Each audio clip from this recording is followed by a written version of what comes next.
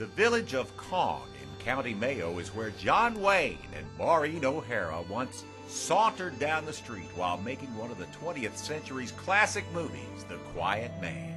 And the people who come back year after year are known locally as Quiet Man Crazies. 57 years later, The Quiet Man is still a vibrant industry, recreated by our group in all the old familiar places. It's a bold, sinful man you are, Sean Thornton. The churchyard flowers, the narrows that gave the city its name, the home that Mary Kate cherished, all remain as authentic to the classic story of Ireland as the passage of time will permit, which also makes it one of the best photo ops in all of Ireland, even if it did cost us a bad back or two. Now, honestly, don't you think Joe Cunahan makes a fine Protestant minister?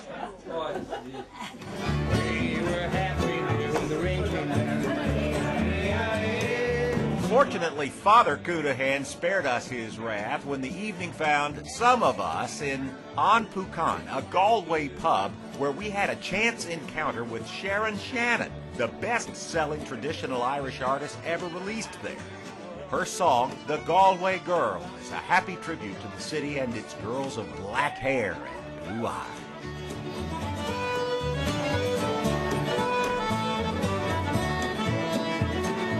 To protect the teetotalers amongst us, we promised not to show close-ups of the merriment in the pub, but I promise everybody kept their clothes on and nobody had to be bailed out of jail. Since we're already out drinking, we might as well go over to the Guinness Brewery in Dublin, which their website proclaims as Ireland's #1 international visitor attraction. And based on what we saw, we can't argue.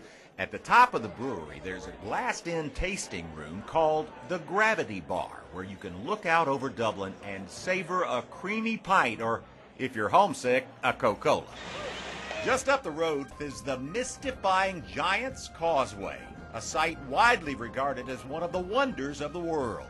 It had to be worked with the hand of God, though, because, you know, you can't do something like that. Isn't that beautiful? Out of the earth and sea, perfect hexagonal columns arise that create a footpath to Scotland, where legend has it, the Scottish giant Ben and Donner crossed the sea to do battle with the massive and mighty Irishman Finn McCool. Geologists disagree, asserting that volcanic activity 60 million years ago caused the colossal causeway. But heck, this is Ireland, where a giant can lick a geologist any day. The northernmost point of Ireland is Malin Head, whose misty, rugged terrain is perfect for gathering Irish mementos in the sand. Looking across the sea, the beach is littered with a particular kind of seaweed that torments the nation's memory. The Irish fishermen during the famine, they were not allowed to take the fish out of the water. The English said the water belonged to them. They were allowed to use the seafood to eat that washed up on the land. The city is probably best known for the political unrest that occurred here. Struggle is built into the Irish character, be it against the elements, or the Brits, or each other. The left-hand side here is the Bloody Sunday Memorial. For that lesson, we traveled to Northern Ireland, to the cities of Derry and Belfast, place names that were once bound inseparably to bombings and other terrorism. Political expression takes the form of murals in the urban areas of Northern Ireland. Both sides, you know, expressed a lot of their political opinion via these wall paintings. In Derry, a 17th century wall still speaks to the roots of the country's 20th century problems. The wall is a remnant of what historians call the plantation period, when the King of England planted British and Scottish Protestants in Ireland in order to secure the province of Ulster for the crown. And they were built by the English and Scottish settlers to protect themselves from the Gaelic Irish landlords like the O'Neills, the O'Donnells, the O'Dohertys and the O'Kanes.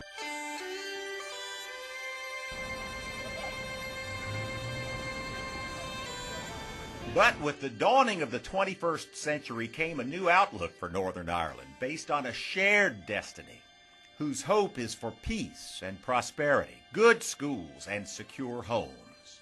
But let us leave the city now for a moment and become pilgrims again to the Irish countryside, to the shrine at Knock, where in 1879, 15 believers saw a vision of the Mother of God.